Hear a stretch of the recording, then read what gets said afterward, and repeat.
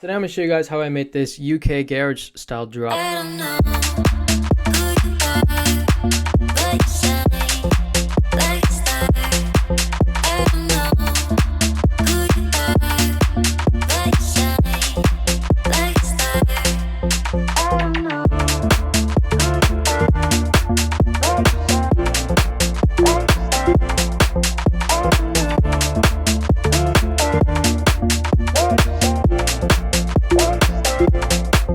So yes guys, this is a free FLP and you know it, you can go ahead, download it, and then you can follow along. This video has chapter marks so you can skip to the bit you're most intrigued by, but we're gonna start with the drums. I feel like I'm slowly starting to master the UKG drums.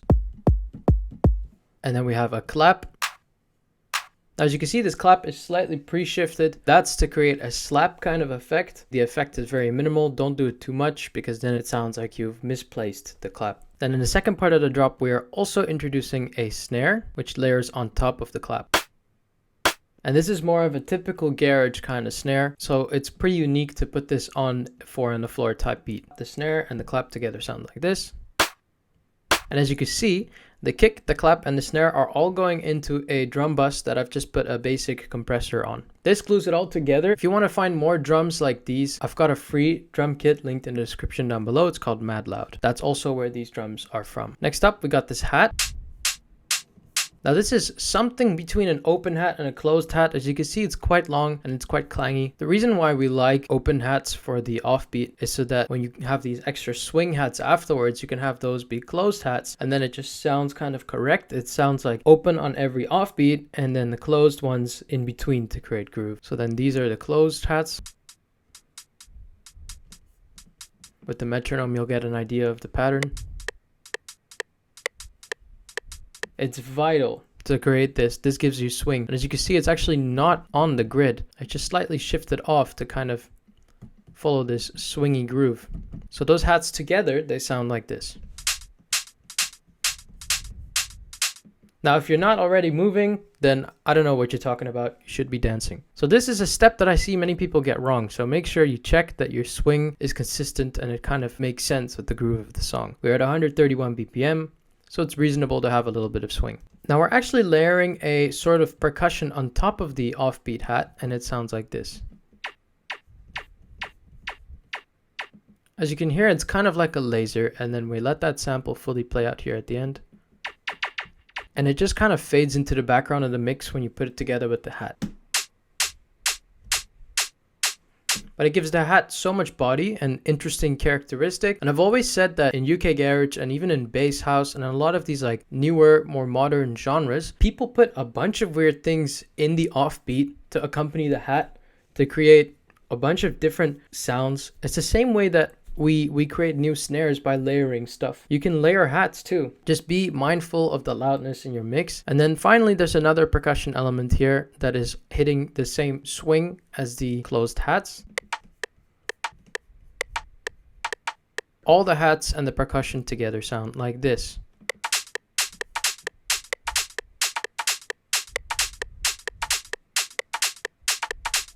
Now that in it of itself should tell you the genre of the song. And if it doesn't, you know, make sure you revise some stuff there. Copy this formula. I found this vocal sample that pairs really well with this BPM and it sounds like this. I don't know who you are, but you shine like a star.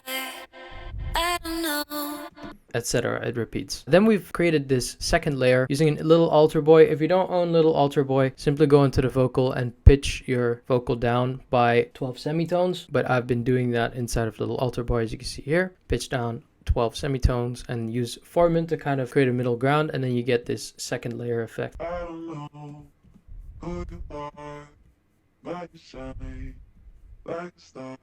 It's pretty much a dry version of that vocal, and we're cutting off the treble and the bass and below, and then we're also panning it to the sides using stereo enhancer. It immediately makes it sound very wide. So when you layer those two vocals together, I don't know who you are, but you shine. The next step, I guess, is to create harmonies, but you'd actually need those harmony samples, or you need the singer to create harmonies. Tell you what, lads, I've been trying to learn to sing better for my own songs, but I just end up always replacing my own voice. I can come up with cool lyrics ideas, but I just still, there's so much hesitance in my voice when you hear me sing.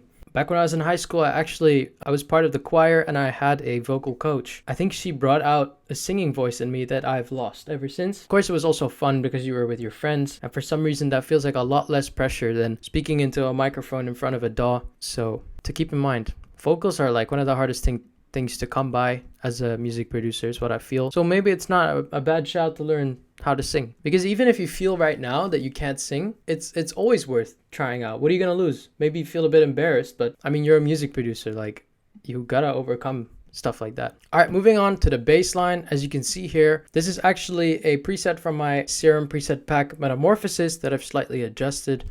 The pack's got over 60 presets just like this one, so if you do want to go check it out, it's in a link in the description of this video, and it sounds like this.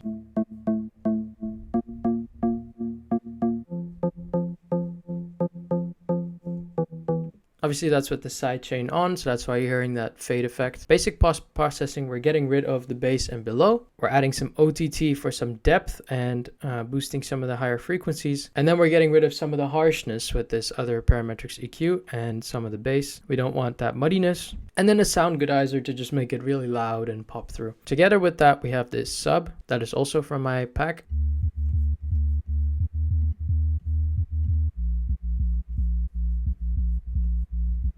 And in the second part of the drop, there's a little alteration to the sounds. The sub is the same, but the new bass line sounds like this.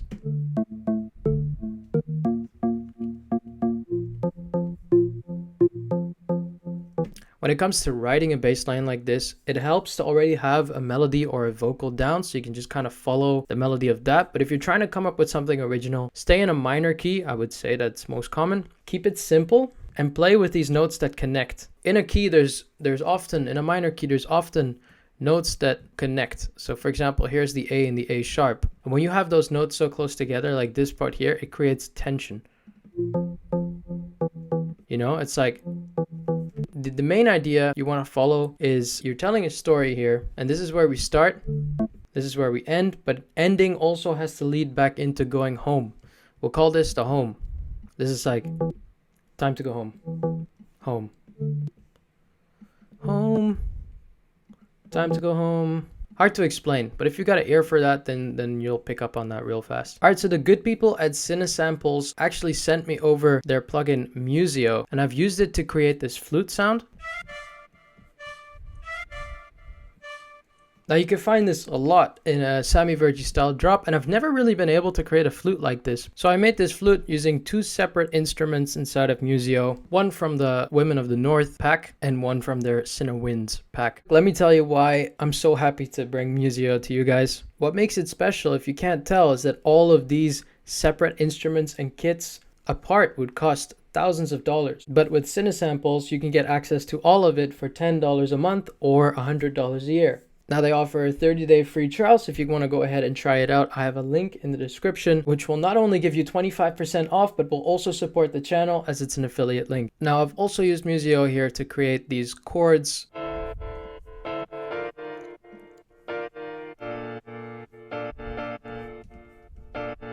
Obviously, again, that's with the sidechain on and a bunch of post-processing from me. I just put an OTT on there, a lot of reverb and some stereo enhancer to make it quite wide and to make it fit into the mix. This specific instrument is called Piano in Blue, and I just think it sounds really nice to create a drastically different sounding beat part of your drop. To give space for this piano, as you can see, we've drowned down the vocal. So the vocal goes from sounding like this to that. So then with the piano,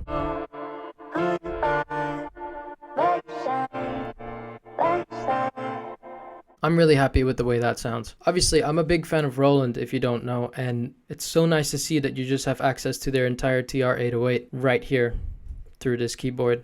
And so that's how I've also used that to create this percussion layer. And that layers together with what we've created before.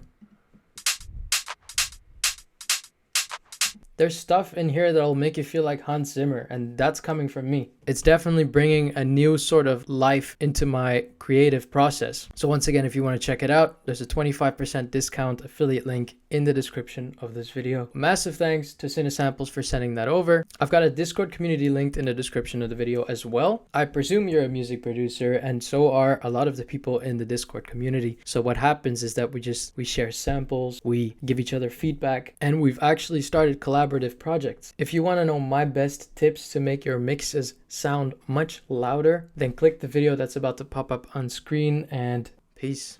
I don't know who you are, but you say